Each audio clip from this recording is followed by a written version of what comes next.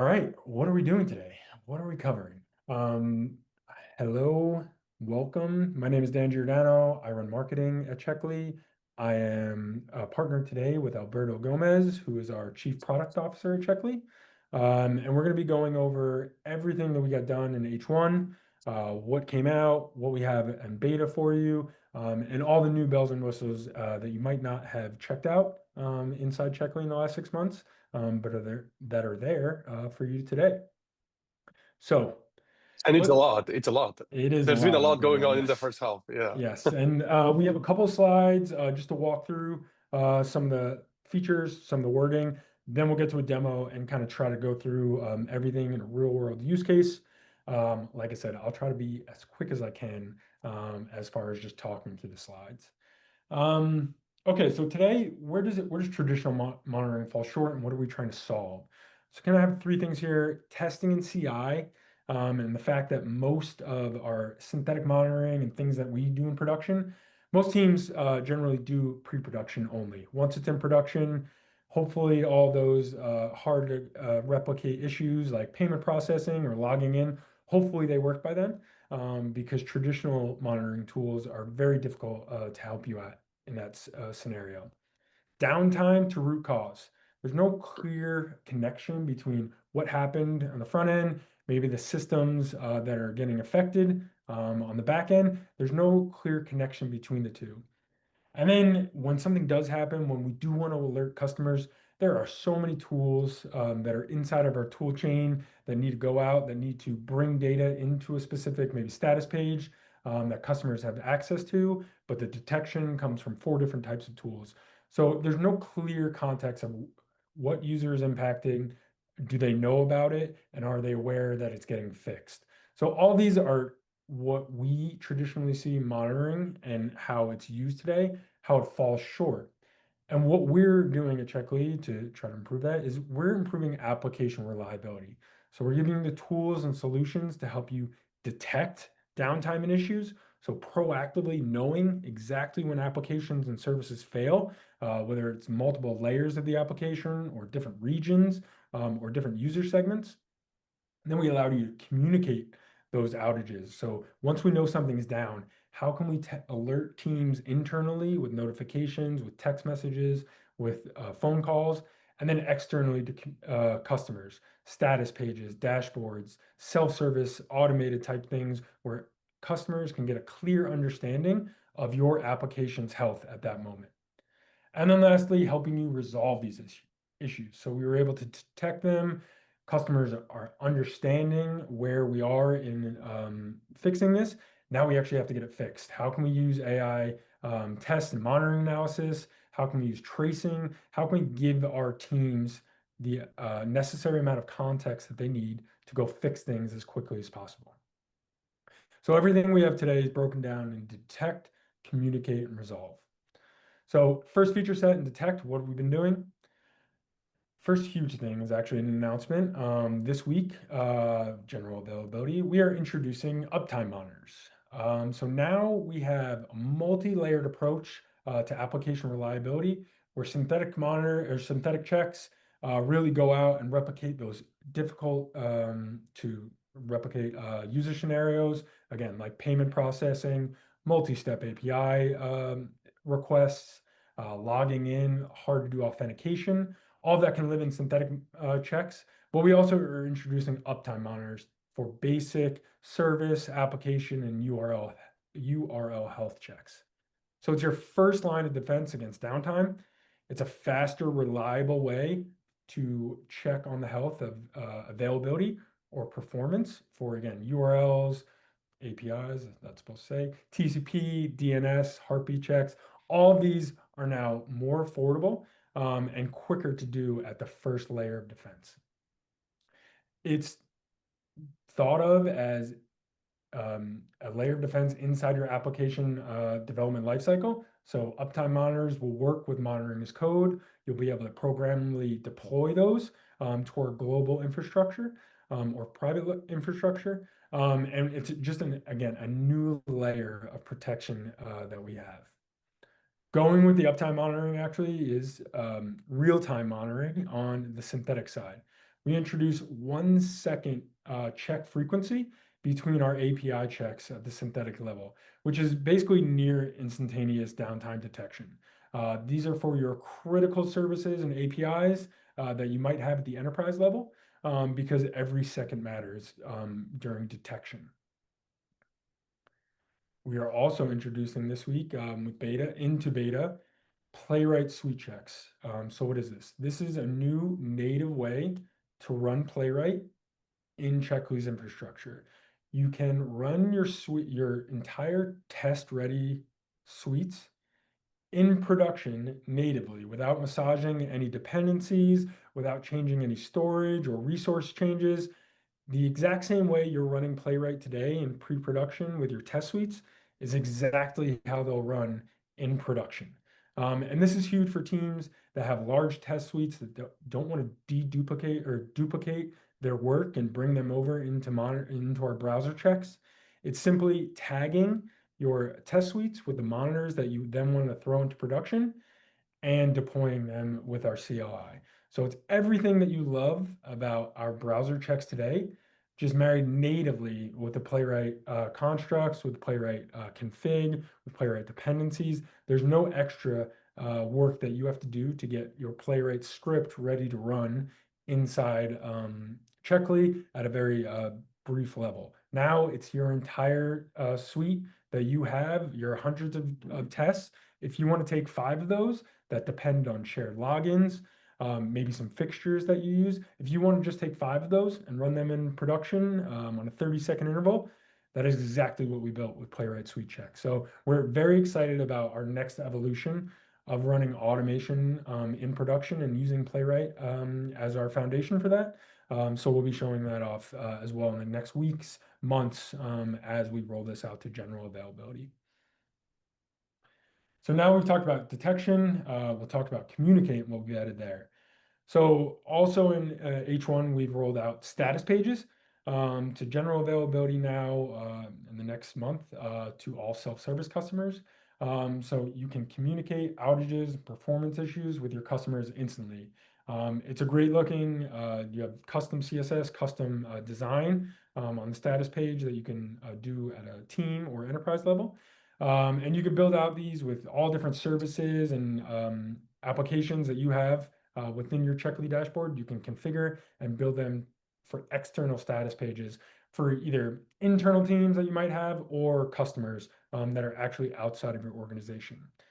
And with this, we actually allow automated incident communication.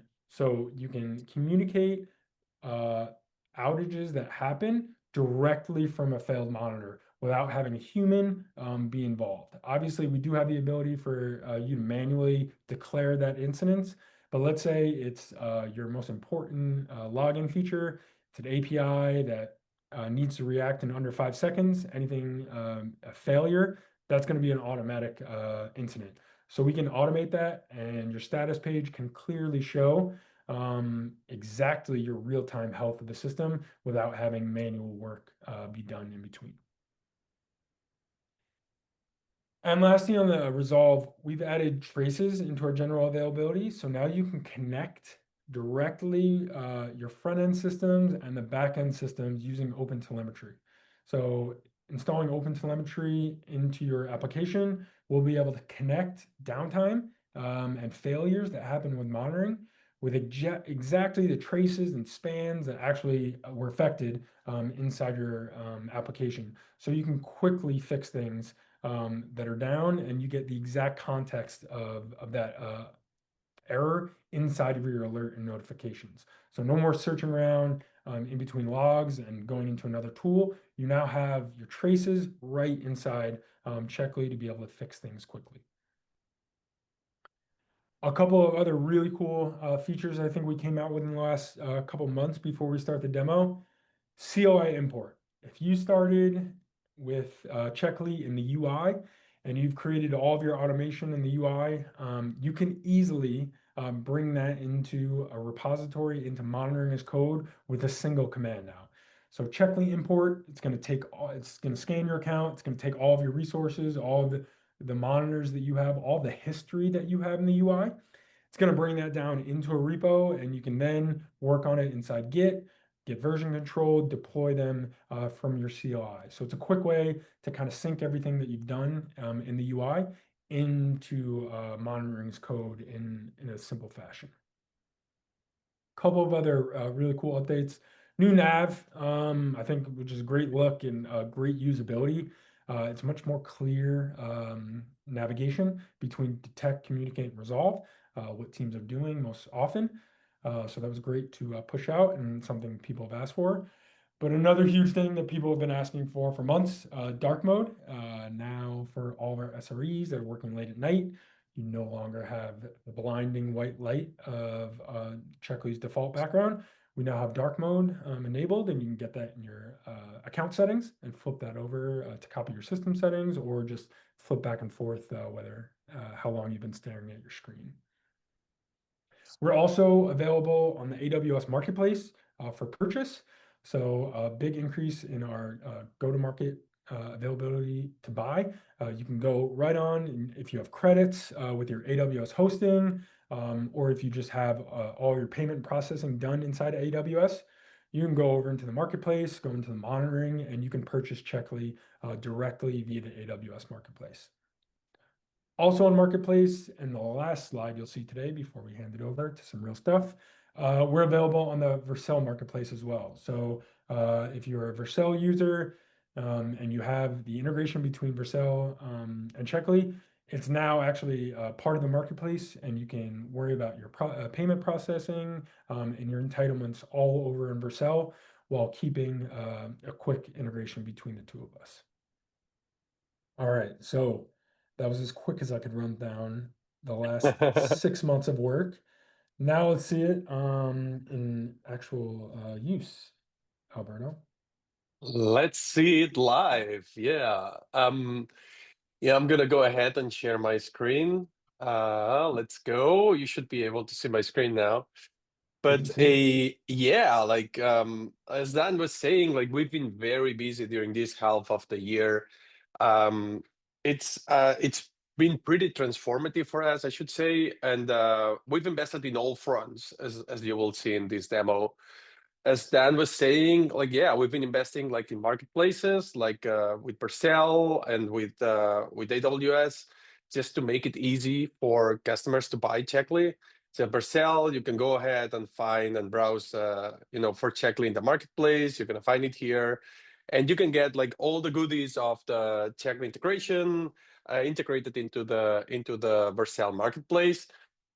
So if you're a Vercel user, you're going to be able to start protecting your deploys with Checkly like straight away, right?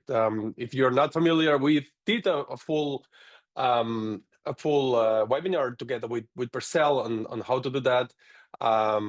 Yeah, we're gonna just post the link as well to make sure that everyone can get access to that webinar. But yeah, like marketplaces, important, big for us. It helps our customers buy. But let's talk a little bit more about some quality of life improvement that we've done during this first half of the year as well.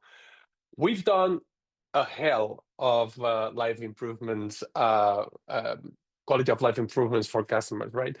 Dan was talking about the light and dark mode. That was like a long-standing request from customers because their eyes will hurt at night if they open Checkly, because it was just like this, right? It was all bright.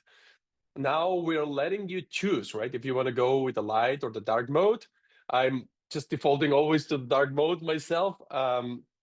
So yeah, super cool addition that actually like helps people and improves their quality of life.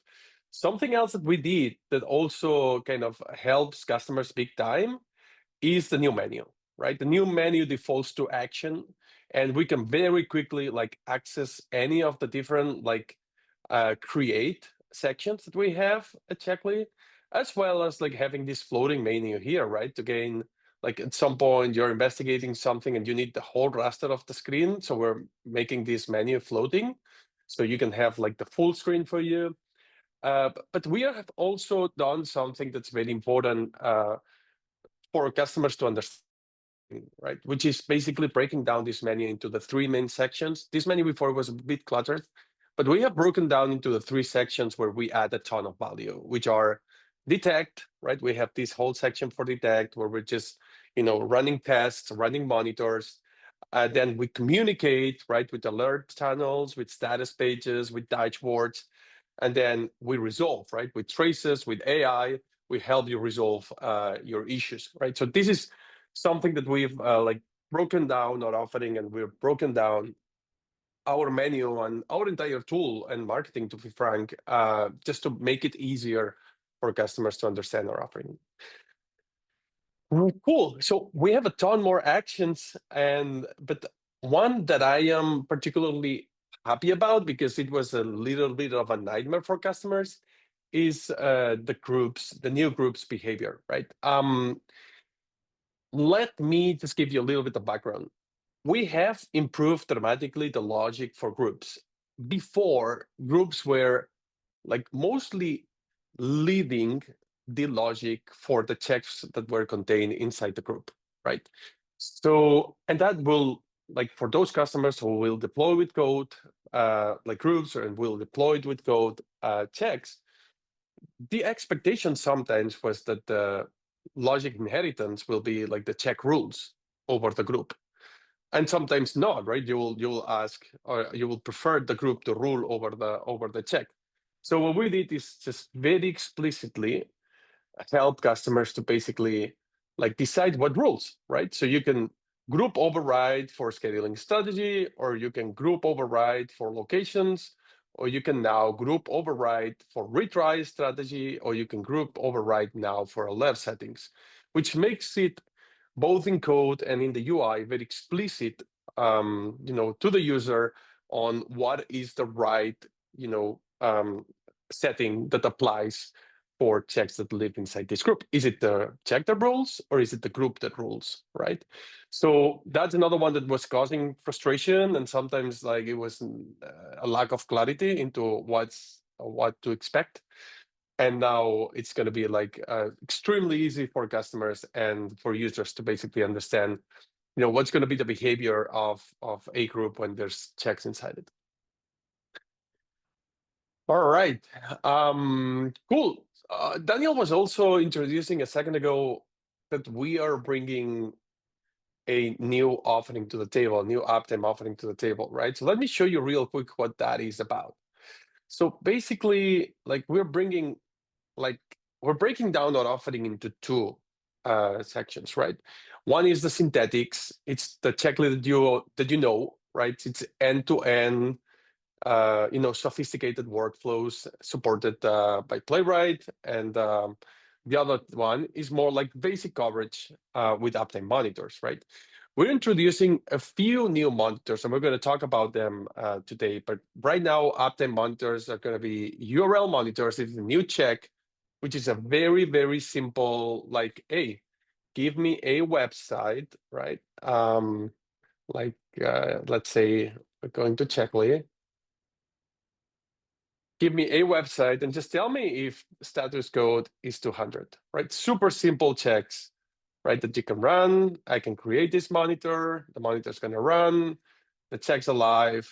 Perfect. Let's go with this one, right? We're also introducing a few more things here, right? We're introducing TCP, used to be on the API quota, and we're bringing that TCP monitors as well to Uptime Monitors. So we're dramatically reducing the price for TCP monitors. And we're also including heartbeat monitors in the Uptime monitoring offering, right? There's a couple more, we're going to talk about as well, a few things that are coming up. There's a couple more Uptime monitors coming up in Q3. We're going to have ICMP monitors, and we're going to have DNS monitors.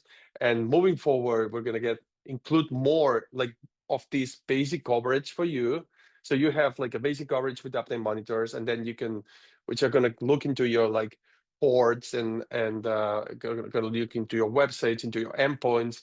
And then we're going to have the additional or the typical Checkly offering with Playwright, so you can build sophisticated end-to-end use cases, and you can import from Playwright, as Dan was introducing before, right? Which is some of our biggest investments right now are basically like making sure that we have a top-notch support for Playwright. And on that front, like we used to have a very good support for Playwright, but just with the launch of Playwright Check Suites, which is in beta now, and we're inviting all customers to try it out, we're basically bringing that support to a crazy new level, right? And let me show you what that looks like, all right? So for that, I'm going to switch to another account that I have here. And I am just going to go to my Visual Studio Code here. And I'm just going to go and see, oh, sorry about that. It's just breaking things before starting.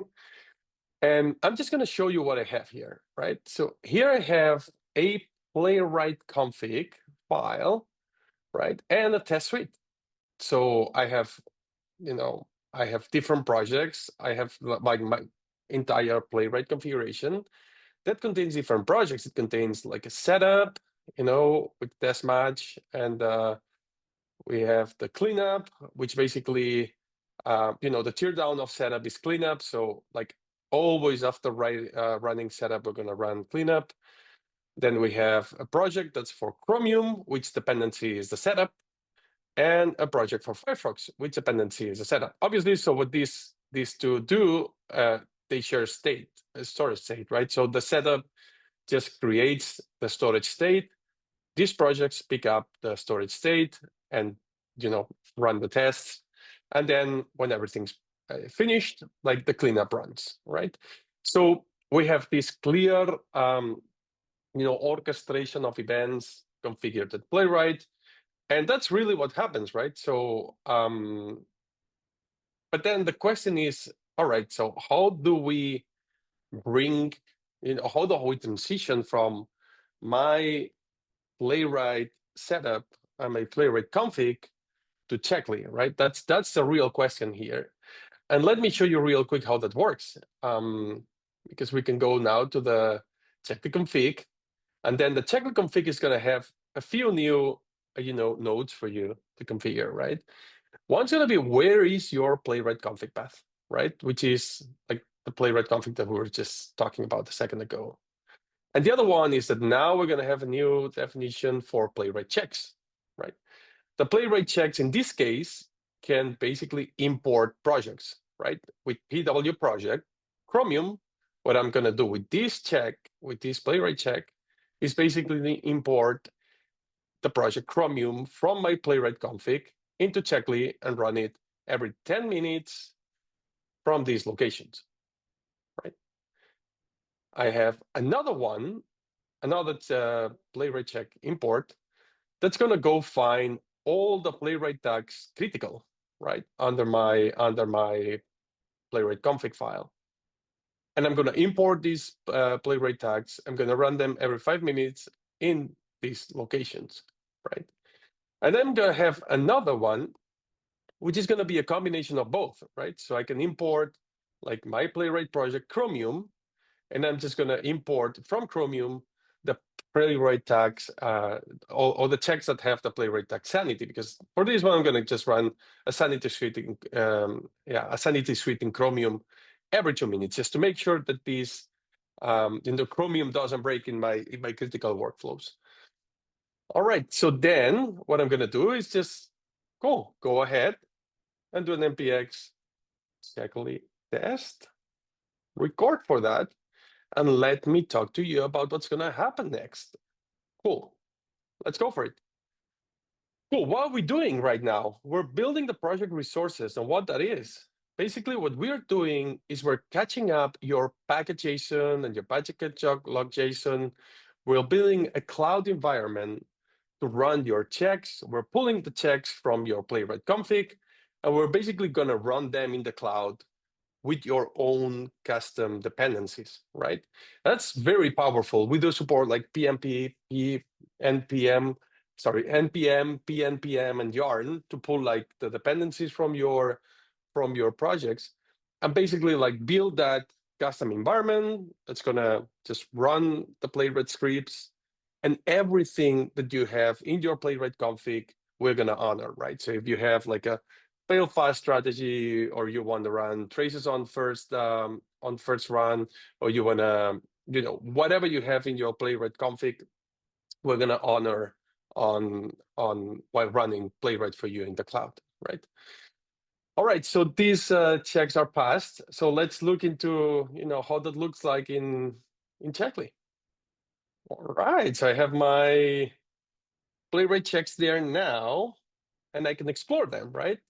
I can see that I had this critical suite that was basically pulling the Chromium critical tags and the Firefox critical. So this was the suite that was pulling, the critical tags from my Playwright config.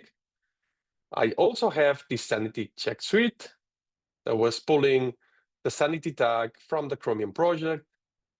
And I also had this Chromium suite that was only pulling from the Chromium project, right? So basically, it's like the transition from Playwright to Checkly. We're making that 100% easier. And, like there's a one-to-one clear relationship between what's in your Playwright config and what you can import to Checkly with literally like zero effort on like breaking down those Playwright checks into more atomic Playwright checks, and also with your own dependencies, right? Before Playwright check suites, we were pretty much tied to the runtimes that we had at Checkly. And that meant that adding, custom dependencies to that, or like your own private dependencies, was really hard. And right now, we're just making it super easy for you to build your own dependencies, include private dependencies, and we're gonna just pull them all, create the environment for you in the Checkly cloud, and just run those Playwright checks for you. All right. Also, I was talking about the orchestration of executions, right? So like I just run like a failed test a minute ago, just to show you that basically any of these, as we have in our Playwright config, like if any of these setup fail, basically the Chromium project is not going to run, and we're just going to run the cleanup right after, right? So basically your Playwright config rules. Your Playwright config is just giving us the orchestration. It is giving us how you want us to run Playwright for you, and we're just following that configuration. All right, that's for Playwright. We also talk about the super high frequency for API checks, right? I'm gonna just very quickly go into an API check, and I'm going to show real quick that now we can get down to 1 second if you want, right? That also tied to like some particular use cases of customers that wanted to have like real-time incident awareness for their internal teams mostly, right? And their service level objectives were so granular and so restrictive that they needed to have like super fast-paced awareness of when something just breaks. Something that I haven't done, and it's also important to do, apart from like getting the Playwright config, is that yes, once I am happy with my Playwright tests, I can also, like in the same good old-fashioned, I can go and run an npx checkly deploy of those Playwright checks. And yeah, like in the same way as I can run tests with Playwright natively, I can deploy from my IDE the different, if I just go ahead and rephrase that.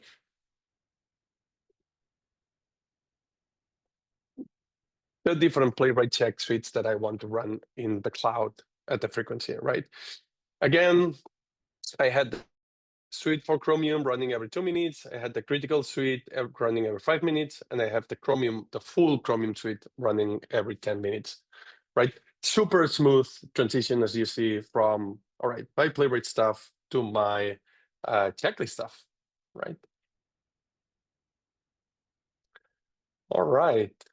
So obviously, like I'm deploying now from my IDE, but if you're like a bigger team, obviously, like you might want to wire that with your CI/CD pipeline. But yeah. All right, more things to show. Let's look into it.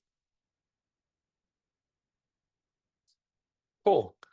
Another thing that we talked about, and it's really important, apart from the detect stuff, is the communicate things, right? We really want to go ahead and help customers understand when something's broken, right? And as I was talking about, like this 1 second frequency for API checks is a big requirement to basically help customers and help users, both internal and external, understand when something's off. With that purpose, we just launched status pages around April this year. And basically, status pages help you communicate with your customers if there's any incident, right? So those are beautifully designed status pages that help you very quickly understand, all right, so is everything operational, or is there any issue that I should be looking into, right? So let me show you real quick how that works. And for that, like I actually have, a couple of checks here that we can make fail just to see how that fails, right? So if we just go to the AstroShop checkout, and we just make this check fail as an example with, I don't know. Let's just leave that one for a second and just break an API, which is going to have more impact than breaking the test for the page. All right, so let's say this API is expected to respond in 100 milliseconds, right? In 1 second, right? So let's say it has to respond in 100 milliseconds instead. And let's see what happens if that assertion just changes. And basically, we start responding in 100 milliseconds. So and I'm going to just force push some checks for that. So I'm just going to schedule some of these checks. So I start seeing failures because this API responds typically in 200 milliseconds. So just getting it down, here we go. Just getting it down to 100 milliseconds is going to start throwing some errors. All right, so I very quickly schedule like 4 checks here. And if I go now to my web page, hey, like I just have like one issue. And that's one API response time, and we are investigating. So, hey, like, how did that happen? Like, actually, like one check broke, and I already have the issue here. All right, so the trick is that, as Dan was saying, there's a couple of things that we improved for status pages.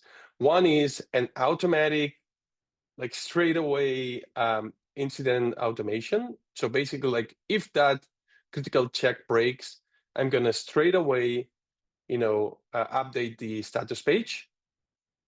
And we have also, obviously, like the typical like manual interaction for, customers to basically, create or destroy an incident or resolve, an incident if something's wrong.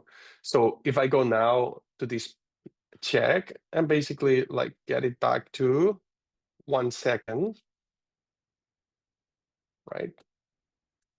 And just force push some schedules so it just recovers.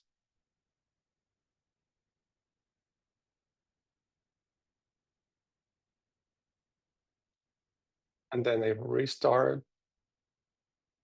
refresh my page.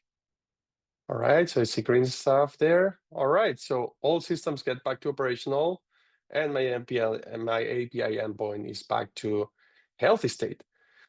Again, that is because like I did have enabled in this critical API check my incident automation, which automatically kind of creates an incident in minor if anything on the API endpoint fails, right? So that's helping us just very quickly communicate with customers. What happens in most cases, though, especially if you're like running into a customer-facing issue, a customer-facing service, is that you might want to run this status page manually, right? So the typical, all right, so let's go ahead and start an incident. And you pick the checkout service, which we have started getting like some calls from the support state, from the support from our support team, saying that we have some issues in the checkout service of our web where we're selling telescopes. I'm going to show you in a second. So we can say, hey, we are investigating an issue. Customers are saying they emails are not. Let's say that, yeah, we're investigating an issue that checkout emails are not arriving. Let's go ahead and create these ones. This is a checkout email issue, right? Let's quickly look into what's going on here. As I was saying, like we have this Astor shop here that's basically selling telescopes, the coolest telescopes in the world. And I'm going to use this website to basically introduce how we introduce resolve in the detect and into the communicate page, right? Into the communicate world. All right, so we're selling telescopes with this one. We just got the support team reaching out saying, hey, customers are complaining about the checkout email not arriving. Let's look into what happens, because like from the get-go, like if I look into the AstroChop check, like everything looks healthy, right? Everything looks good. But let's deep dive a little bit better into that, because hey, if I go into traces, I see that there's some errors being captured with traces. So as Dan was saying before, like we just introduced checkly tracing, which is like 100%, running OTel under the hood. That's basically helping us understand what is going on behind the scenes, right? And correlating like what's happening in the front end with what's happening in the back end. If I look into this check, like, yeah, I see like a one console error going on here for a 404 that looks to be happening here. And then like if I have traces enabled, like I can totally see what, and I'm gonna use the whole rest of the screen now. And I can totally see what's going on, like what's the GANT of requests that are going on from backend to frontend. And since this is like just a lot of information to consume, I'm just gonna filter down to the errors that we're getting. All right, so let's go. Oh, this is the 404 that I was seeing before. Like that is a image that's not loading. I should improve my test for that. And let's continue scanning. Because here we have in the checkout service, I have totally an issue here.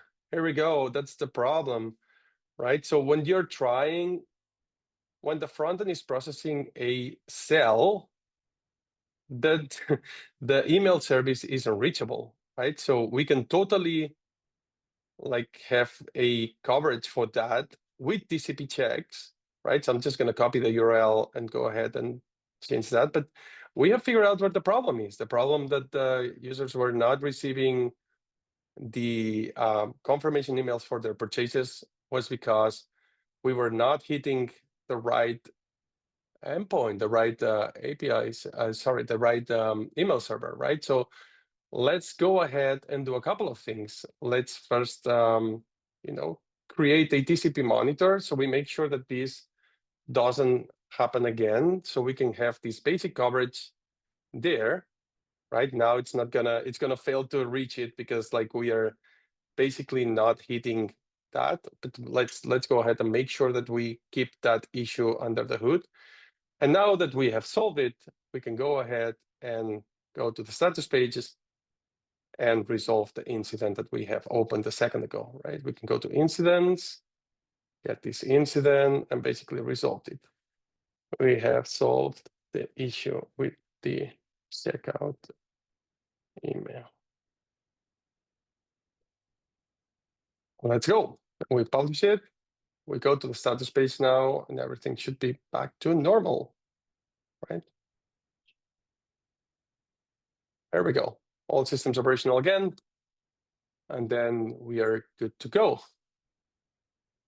Awesome. Cool.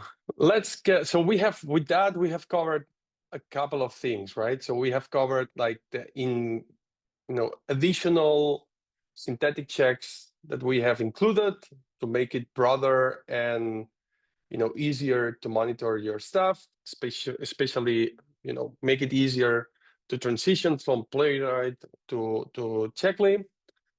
Then we have covered the communicate with status pages, both with automatic incidents and manually generated incidents. And then also we have covered traces with our OpenTelemetry integration that basically help you deep dive into what's going on in your system when an incident happens. And you might have it covered with your Checkly checks, or you might not. Like in this case, like we had an issue that we could observe from the backend that was not visible in the front end, right? Okay, cool. Another few things that we have released as well and are really, really cool is that we have also included a AI tool to help you understand what is wrong when something goes off, right? So let's say we just get to this check that I have here, which basically goes to a Vercel application and basically checks that the text Next.js checklist started app exists there, right? So let's just break this check by saying, oh, Next.js checklist started app starter application. And we're going to go with that just to break the check, because in the application, I really have app there instead of application.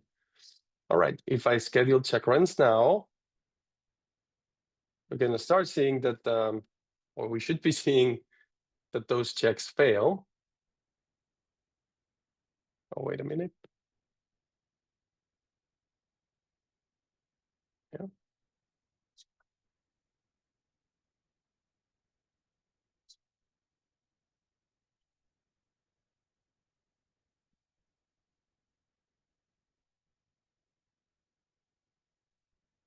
Oh, I think I'm just using the wrong check here.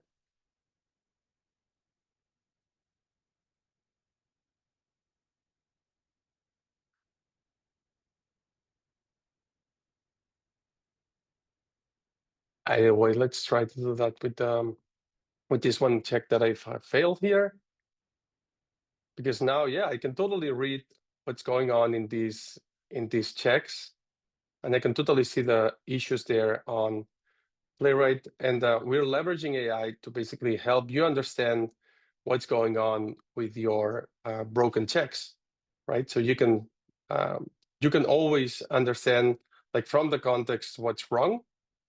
But yeah, like with our AI tool, we're giving you like a full explanation of what's broken, what's failing, and what's the root cause of action that you could take to fix the issue, right? And yeah, let's move forward, because another point that Dan introduced that's really important for us is, yeah, I've made like this application entirely built, or I built that whole checkly configuration entirely with my hands, right? Using the UI, and I just leverage monitoring as code for these 3 checks here that I just pushed a second ago, that I just deployed a second ago, right? The question that most customers say is, hey, like I want to move to monitoring as code, but there's a ton of friction if I invested a lot of time and effort into my UI, right? So what we decided to do is basically like turn everything that's inside, that lives inside Checkly, into a resource that customers can import into their projects, right? So let me quickly show you how does that look like. Because now you can do something like npx Checkly import and basically start importing like the entire account in one go. Or you could go and cherry pick manually like what resources from the account you might want to pick, right? You might want to pick a status page, or you want to pick like a given check, or just no, like I want to pick everything just to download the whole account as code to my project, right? So if I choose that, you're going to see that I actually have created a new folder of resources that contains the entire account here, right? So obviously, like I am just running it now with my entire account, which has a ton of things. But yeah, like you might want to cherry pick, or you can decide like what to import, what not to import. But basically now I have generated a ton of code automatically to basically import that into your project, right? So right now, up until now, with the Checkly npx Checkly import, I have just created the code, right? Now the CLI is telling me like, do you want to apply the plan? And what does apply mean? Apply means that this code that I have self-generated with the import is going to get associated with the actual resources in Checkly. So if I go ahead and say yes, right, I am actually now, any of these resources is going to have a unique ID. Like if we look into them, just a second, here we go. It's going to have a unique ID that basically points to a resource in the CL, in the Checkly account, right? So I can still like check the code, make sure that everything looks good, run npx Checkly tests, and so on and so forth. But you know, I haven't deployed yet that, right? So I can still cancel if any of the code doesn't look good. I can still cancel that. Or I can just go ahead and say, oh no, I think that looks good to me. Let's go commit the plan and make and turn that code into a monitoring as code, a managed project at Checkly now. So I can go ahead and just commit the plan, and now all those resources from now on are going to be managed by code in my project. And that dramatically eases obviously the import of code of all these resources as code into your projects, and helps you start managing Checkly as code from the get-go. All right, and I tried to go fast. Like I had a little bit of a mishap on the AI feature that I'm just gonna look into, but and share like a shorter video to show how that's work. But yeah, that would be it for the demo. Thank you, Alberto. We actually have a couple questions. Let me get answered actually, because they're pretty easy. Can you trigger a post request using a URL monitor? The answer to that is no right now. Not right Post now, and yeah. additional headers, also in the question, OAuth, bear, basic auth, all of that is still inside the API check. There is a couple of things that are there's a couple of things that are coming up for basic URL checks. One is being able to add some basic headers, and also some additional assertions that are coming up on response times and on body, right? So body contains a given string. That's also coming up. Agreed. All right, another question about status pages actually, and what plan. So right now, status pages only enterprise, but beginning this month, it will be available for self-service. So you'll be able to access everything we showed you today via Yes. self-service. Just actually real quick on the AI, can you fail a Playwright test real quick and see if that works? Sorry, say it again, Ben? Fail a Playwright check suite. Yeah. Yeah, we should be able to like really quickly fail a Playwright test here, like with a, or I could just go ahead and just break a setup.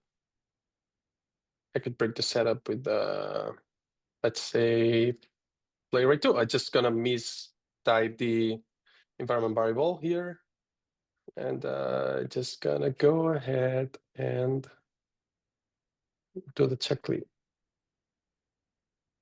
deploy. Let's go.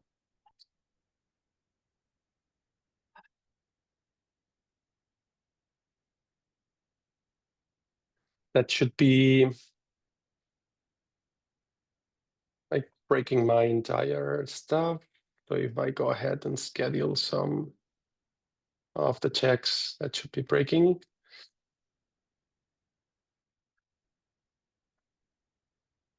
Sorry, it's not clicking there.